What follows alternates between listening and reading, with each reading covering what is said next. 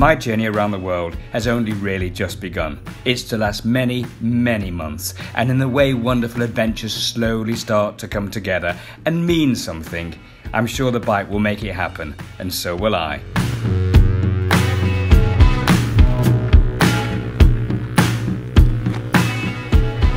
Well, I'm in Death Valley, and this is actually 20 Mule Team Canyon, a little back road.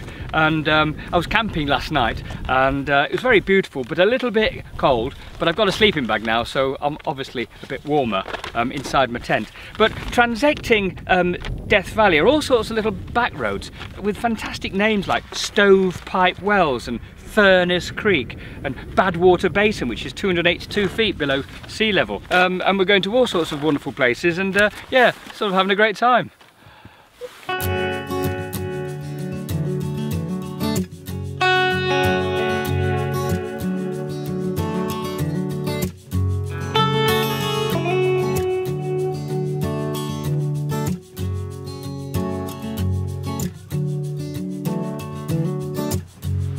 Some people say to me, when you find a beautiful place, don't you want to spend weeks there and find it difficult to leave? And this is a place where that's happened to me, where I just don't want to go. I'm 3 miles south of Big Sur on the Pacific Coast Highway, and a charming family have just let me just stay in their little caravan on their land overlooking the Pacific Ocean just for a night or two.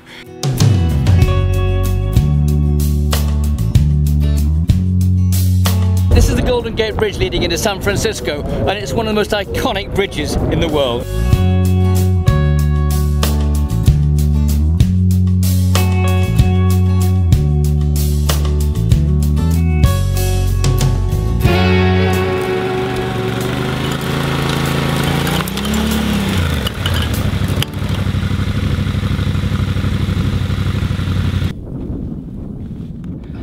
I hate getting stuck in sand, but you know, you could have spotted that. I mean, it was a hill of sand and I rode into it, and there's stuck and I was unstuck, and that was stuck.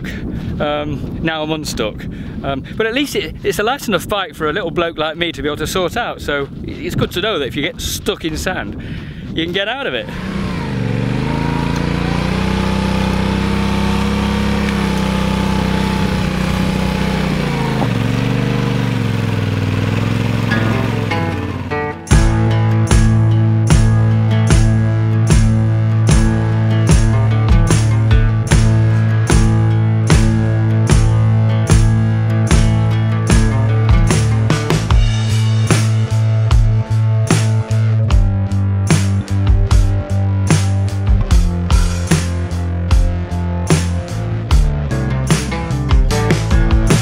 I'm in El Salvador on the way to the border with Honduras, and El Salvador itself as a country has been a revelation. It's been so friendly.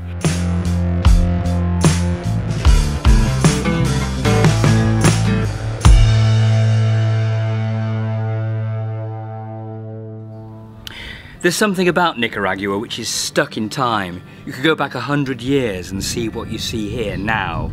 Horses and carts still cross the land, and small holdings are the normal way of things for the farmers, which are either making money or growing his own rice and beans.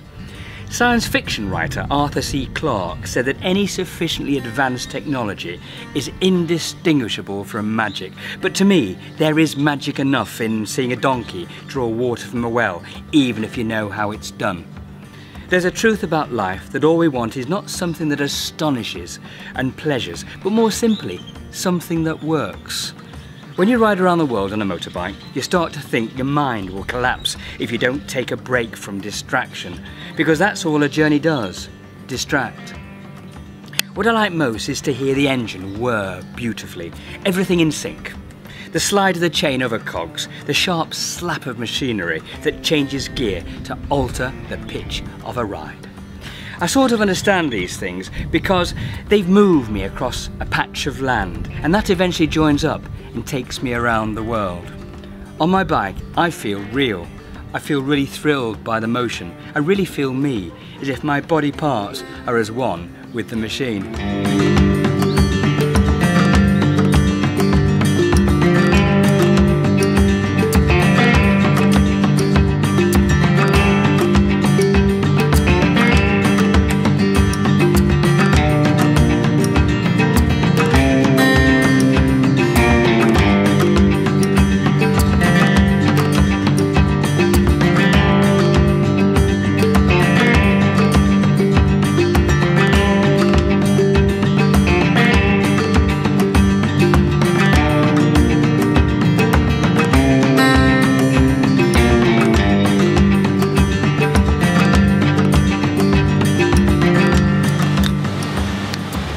here we are again in one of the most beautiful places in the world in southern Peru. Yeah, I'm Billy No Mates, me. I haven't got any friends. I'm always on my own. I better get back on the bike again.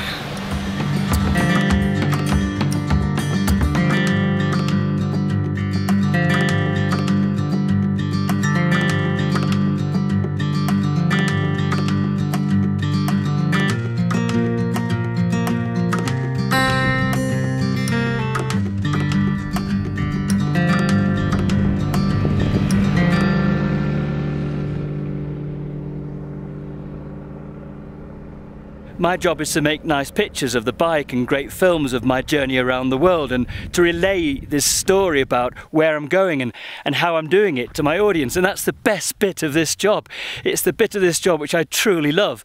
And you suddenly get to a point, and where I am at the moment in the Chilean Andes is the fact that it's so awesomely beautiful, and it suddenly reminds me of what a magnificent world we live in. It's wonderful.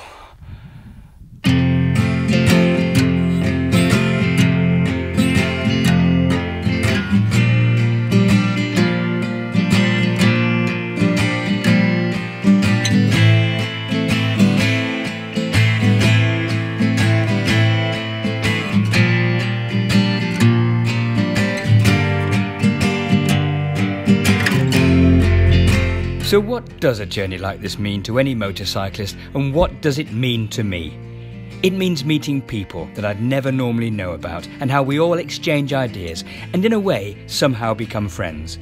It means riding my bike to places which in my wildest dreams I never thought I'd visit, then come home with heroic tales and great stories. It means proving to everyone that the world is a fantastic place to live in and to travel across, and that if you do it with the right spirit, it's friendly, it's safe, and it's fun. And finally, it showed to me that every motorcyclist is an ambassador for a type of freedom. And for me, there's only one bike on which to do it. I hope you've enjoyed the show. Thank you for watching. Until the next time, take care.